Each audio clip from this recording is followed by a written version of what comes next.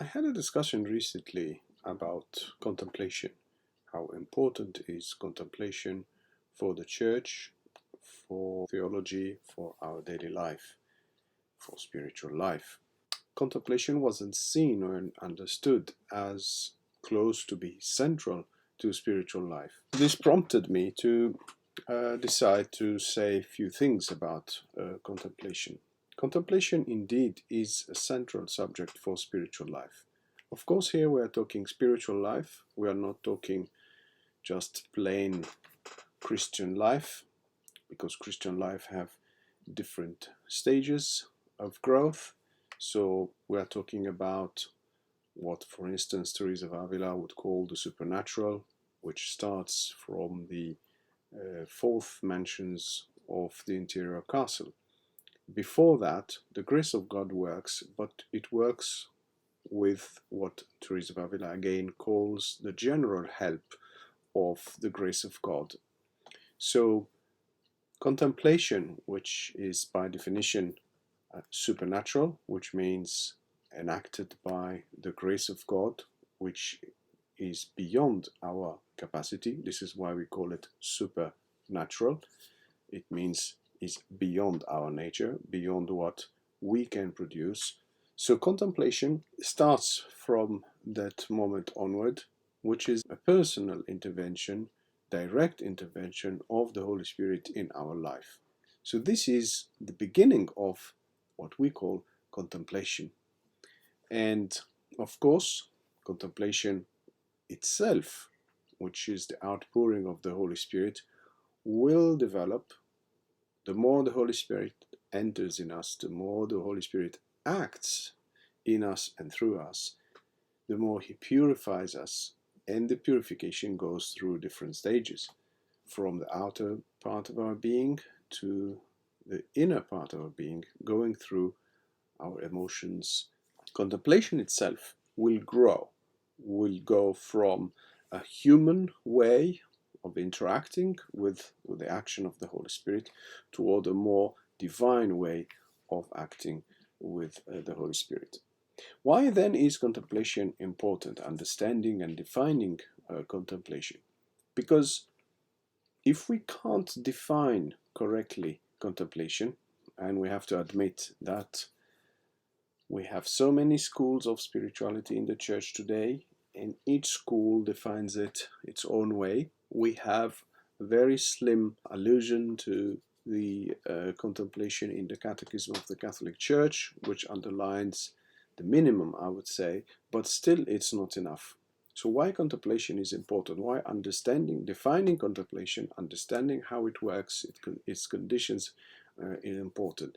Because it's about our spiritual life. If we don't understand how the Holy Spirit works in our life, how then will we correspond to His action? How will we put our hand in the hands of God? So that's the point, that's the issue. So understanding contemplation is in fact understanding how God works in our life. So contemplation is not first and foremost about seeing something. Of course, it involves it in a way, which the word itself alludes to it. No, to contemplate means to see, to look at, to gaze. But in fact, it's deeper than that and slightly different than that. It's about how God works and how we interact with God's work. And here, spiritual theology needs to come to our help and explain what is contemplation. We rely on different saints and doctors of the church in order to understand what is contemplation. And of course, we need to have a certain clarity on that. Now, moving on toward a second stage in our reflection on contemplation, we need to see what great saints like St. John of the Cross, Teresa of Avila said about it. Of course, we can rely on what St. Augustine said about it. We can rely on what St. Thomas Aquinas said about it. We can rely on many other saints, St. Bonaventura and many other saints. But I prefer to rely on St. John of the Cross and Teresa of Avila, and more St. John of the Cross than anybody else. Why? Because he really went to the bottom of the subject and tried to explain and show us how it works. Contemplation is about receiving the Holy Spirit, but it's also what we are supposed to do to prepare ourselves to receive that action of God, you see. So understanding that mechanism is very important. And Teresa of Avila, in 3 different places in her works, underlines something that should attract our attention and deserves greater analysis. She says there is a difference between the general help of the grace of God and the particular help of the grace of God. And she adds, and this is in the book of her life, she says, if we don't understand that, we are losing a lot.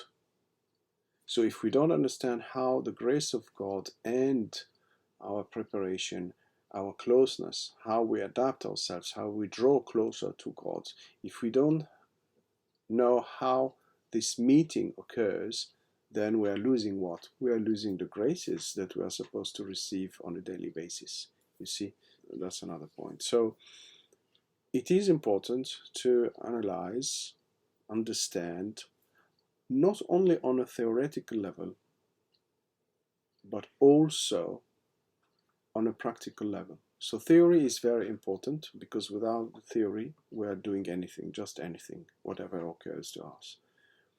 We need to understand the theory, but we need to understand the consequences of this theory. How do we put it into practice? How do I prepare myself in order to receive contemplation?